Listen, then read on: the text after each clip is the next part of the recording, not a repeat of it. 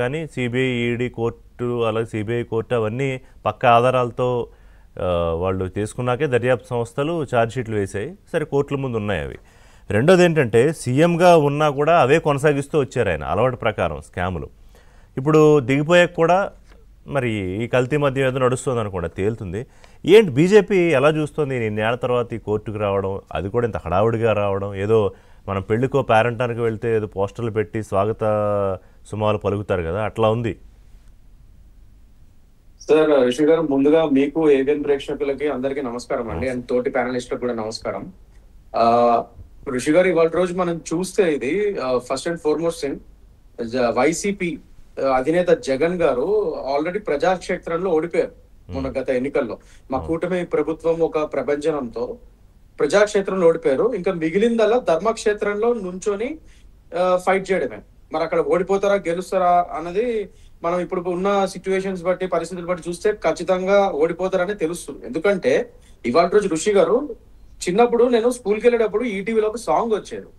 అది ఇప్పుడు సందర్భోచితంగా అనిపించింది.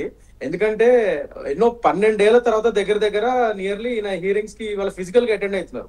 ఎన్నో ఆపదలని అంటే ఎన్నో ఎదుర్కొని లాస్ట్ కి ఎన్నెన్నో విధాలుగా దాన్ని ఇవేట్ చేయడానికి ట్రై చేసి ఆ హియరింగ్స్ ని లాస్ట్ కి ఇన్ని రోజులు ఫిజికల్ గా ఆయన అటెండ్ అవుతున్నాడు. అది చిన్నప్పుడు ఆ సాంగ్ ఏంటంటే స్కూల్కి వెళ్ళేటప్పుడు ఈటీవీలో వచ్చేది పొద్దున black and white cinema, Krishna గారిది, శోభన్ బాబు గారిది. ఆ లిరిక్స్ ఎలా ఉంటాయంటే, ఎన్నాళ్ళలో వేచిన ఉదయం ఈనాడే ఎదురవుతుంటే, ఇన్ని నాళ్ళు దాచిన హృదయం ఎగిసి ఎగిసి పోతుంటే, ఇంకా తెల్లవారదేమి ఈ చీకటి విడిపోదేమి అన్నది లిరిక్స్ అనమాట ఇది.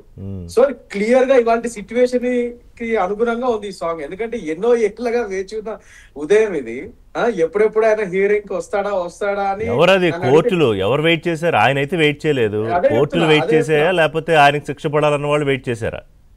ఎగ్జాక్ట్లీ అదే చెప్తున్నా. అంటే ప్రజలు వెయిట్ చేశారు. ఎవరైతే ఆయనకు ఓట్లేసి మోసపోయారో ఆంధ్ర ప్రజానికం వెయిట్ చేశారు. ఎంతెంత ప్రజాధనాన్ని కొల్లగొట్టినా ఆ ప్రజలందరూ వేచి చూస్తున్నారు ఒక విధంగా. అండ్ కోర్ట్స్ కూడా ఒక విధంగా ఇన్ని రోజులు ఆయన ఇవేట్ చేస్తూ వచ్చాడు. ఎందుకంటే ఎన్ని వందల డిశ్చార్జ్ పెటిషన్స్ వేసాడు ఆయన, ఎక్సెంప్షన్స్ పెటిషన్స్ వేసాడు, చాలా వేసుకుంటూ అసలు చట్టంలో లొసుగులు, లూపోల్స్ అని ఎలా వాడాలో ఆయన లీగల్ టీం వాడి ఇన్ని రోజులు ఈ హియరింగ్స్ ని అటెండ్ కాకుండా తప్పించుకోగలిగాడు. కానీ ఇవాళ రోజు ఇది చివరి దశకు వచ్చేసింది. నేను ఇందాక చెప్పినట్టు ఆయన ప్రజాక్షేత్రంలో ఆల్రెడీ ఓడిపోయాడు. అక్కడ ఆంధ్ర ప్రజానికం క్లియర్ గా, మా ఆంధ్ర ప్రజానికం ఆయనని 151 నుంచి 11 సీట్లు కుదించేసింది. ఇంకా రాజకీయ, ఒక విధంగా చెప్పాలంటే రాజకీయ భవిష్యత్తుని నాశనం చేసినట్టే ఆయనది. ఎందుకంటే అంటే స్వయంకృతాపరాధం, పెద్ద మనం కూడా చేసింది ఏం లేదు, ఆయన చేసుకున్నదే. ఆయన ప్రభుత్వం గత 5 ఏళ్లలో ఎన్ని అరాచకాలు చేసిందో ప్రజలు చూశారు కాబట్టి దాని తగ్గట్టుగా ఇచ్చేశారు తీర్పు. అదే విధంగా ఇప్పుడు ఇంకా ప్రజాక్షేత్రంలో ఎట్లాగో ఇంకా ఒక తీర్పు వచ్చేసింది. ఇంకా మిగిలిందల్లా ధర్మక్షేత్రం ఒకటే. ఈ ధర్మక్షేత్రం కూడా తొందరలో ఒక ప్రజలకు అనుగుణంగా నిజంగా న్యాయం గెలిచే విధంగా తీర్పులు వస్తాయని మా అందరి నమ్మకం. ఎందుకంటే ఋషి గారి వాళ్ళు చూస్తే మీరు, మా బీజేపీ గవర్నమెంట్ సెంట్రల్ లో వచ్చిన తర్వాత స్కామ్స్ చేసిన వాళ్ళని ఎవరిని వదలలేదు ఇప్పటివరకు మేము. అట్ ద సేమ్ టైం ఈ 10 ఏళ్ళు పై చిలుకుబడి ఈ గవర్నమెంట్ లో మేజర్ స్కామ్స్ ఏం జరగకుండా మేము అంతా గట్టిగా అరికడుతూ కూర్చున్నాం. జిఎస్టీ పరంగా ఈ ముఖ్యంగా ఇప్పుడు మీరు నమ్మరు ఋషి గారు, ఒక చిన్న కంపెనీ మీరు ఫ్లోట్ చేయాలంటే జిఎస్టీ దానికి అప్లై చేయడం కూడా చాలా స్ట్రిక్ట్ గా చేశారు. ఒక కంపెనీ ఫ్లోట్ చేయాలంటే ఒక జిఎస్టీ మీరు అప్లై చేయండి. ఇప్పుడు ఇదివరకులా కాదు సింపుల్ గా. ఇప్పుడు జిఎస్టీ అప్లై చేయాలంటే దానికి 100 స్క్రూటినీ ఉన్నాయి, చాలా చాలా విధంగా స్క్రూటినీ చేస్తున్నారు. సో అంత స్ట్రిక్ట్ లాస్ తీసుకొచ్చి ఇప్పుడు మీరు ప్రస్తావించారు కాబట్టి కృష్ణకాంత్ గారు, ఇతని 12 ఏళ్ళు బెయిల్ మీద ఉన్న జగన్మోహన్ రెడ్డి ఉన్నప్పుడు కేంద్రంలో 11 సంవత్సరాలు 5 మాసాల నుంచి ప్రధానమంత్రిగా మోదీ ఉన్నారు. ఎన్డీఏ నేతృత్వంలో బీజేపీ అధికారంలో ఉంది. నేను ఇందాక నా ఓపెనింగ్ రిమార్క్స్లో అన్నా, ఇంత లగ్జరీ ఎవరికి దొరుకుతుంది అన్నాను నేను, మీరు వింటే గనక. మరి దాని గురించి ఎట్లా అర్థం చేసుకోవాలి?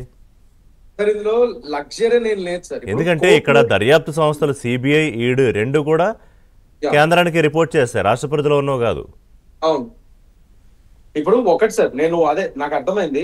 నేను ఇప్పుడు ఒకటి చెప్తాను. ఇప్పుడు at end of the day CBI గానీ, ఈడీ గానీ, ఈ దర్యాప్తు సంస్థలు ఏవైతే సెంట్రల్ ఏజెన్సీస్ ఉన్నాయో అందరూ అనుకుంటారు సెంట్రల్ అనే పేరున్నంత మాత్రాన సెంట్రల్ గవర్నమెంట్ కి ప్రతిదీ వీళ్ళు రిపోర్ట్ చేస్తారు, ప్రతిదీ వాళ్ళ కనుసరణలోనే నడుస్తాయని చెప్పి అనుకుంటారు. అదొక అపోహ. ఇవి ఇండిపెండెంట్ బాడీస్, కాన్స్టిట్యూషన్ పరంగా, మన రాజ్యాంగం పరంగా ఇండిపెండెంట్ గా ఫామ్ అయిన బాడీస్. వాటికి ఓన్ స్టాట్యుటరీ లాస్ ఉన్నాయి, వాటికి ఓన్ స్టాట్యూట్స్ ఉన్నాయి. సో వాళ్ళ ఓన్ దీని ప్రకారంగా వాళ్ళు నడుస్తాయి. మా సెంట్రల్ గవర్నమెంట్ చెప్పినంతనో లేదా ఇంకోటి ఏదో గవర్నమెంట్ ఇన్ఫ్లుయెన్స్ చేసే విధంగా నడవవు. అలా నడిచే ఉంటే ఎప్పుడో బాగుపడుతుంది ఈ దేశంలో.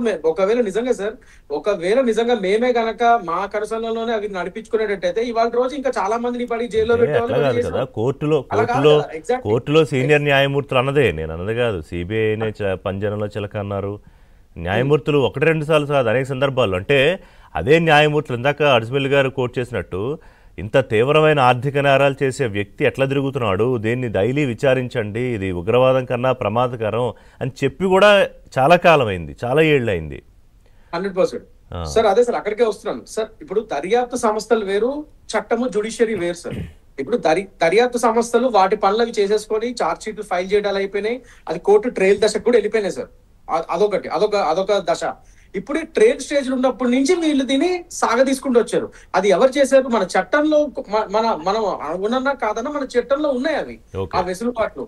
అంటే ఇప్పుడు ఒకటి ఏంటంటే ఆయన బెయిల్ వచ్చింది because is a public servant కింద ఆయన ఎంపీ కింద, అంతకుముందు ఎంపీ కింద చేస్తున్నాడు, ఆయన సీఎం కాకముందు ఇవన్నీ చేస్తున్నాడు. కాబట్టి ఎగ్జామ్షన్స్ మనకి బెయిల్ ఒక విధంగా బెయిల్ దొరుకుతాయి. ఎందుకంటే ఇప్పుడు మామూలు వ్యక్తికి బెయిల్ దొరకడానికి కండిషన్స్ అవి ఉంటాయి, దానికి చాలా ఇది ఉంటాయి. అదే ఒక ఎంపీ స్థాయిలో ఆల్రెడీ విన్ అయిన స్థాయిలో ఒక పబ్లిక్ సర్వెంట్ దశలో ఉన్న అతన్ని బెయిల్ ఇవ్వడం కొంత ఈజీ. ఎందుకంటే కోర్ట్స్ ఏం చూస్తే ఫస్ట్ మీ పాస్పోర్ట్ సబ్మిట్ చేయాలి, ఫ్లైట్ రిస్క్ కాదు, ఇతను వెళ్ళడు, పాస్పోర్ట్ సబ్మిట్ చేస్తాడు, కోర్టు పర్మిషన్ తీసుకొని వెళ్తాడు. ఈ మెయిన్ ఇంకా ప్లస్ విట్నెస్ ట్యాంపరింగ్ చేయడు, ఎవిడెన్స్ ట్యాంపరింగ్ చేయడు, విట్నెస్ లని బెదిరించడం ఇవన్నీ చేయడు అని చెప్పి ఈ కండిషన్స్, ఈ బేసిక్ కండిషన్స్ ఇవి ఎవరికైనా. అంటే మీరు న్యాయవాది కూడా కాబట్టి ఈ విషయాలు డీటెయిల్ గా అడుగుతున్నాను మిమ్మల్ని. నేను అదే చెప్తున్నా, డీటెయిల్ చెప్తున్నా. సో ఇవన్నీ చూస్తుంది కోర్టు కూడా. ఏంటంటే ఇప్పుడు సాధారణ వ్యక్తికి ఈ కండిషన్స్ అదే వర్తిస్తే, ఒక సీఎం అయినా ఎంపీ అయినా ఎవరికైనా అదే వర్తిస్తాయి. సో కోర్టు ఇక్కడ చూసి ఇతను ఒక పబ్లిక్ లైఫ్ లో ఉన్నాడు, ఇతను అంత ఈజీగా అతను ఆస్తులు ఉన్నాయి, అన్ని ఉన్నాయి, ఇవన్నీ వదిలేసి ఇప్పుడు పారిపోడు, ఇతని మీద ఇతను ఇంత బాండ్ సబ్మిట్ చేస్తున్నాడు, షూరిటీలు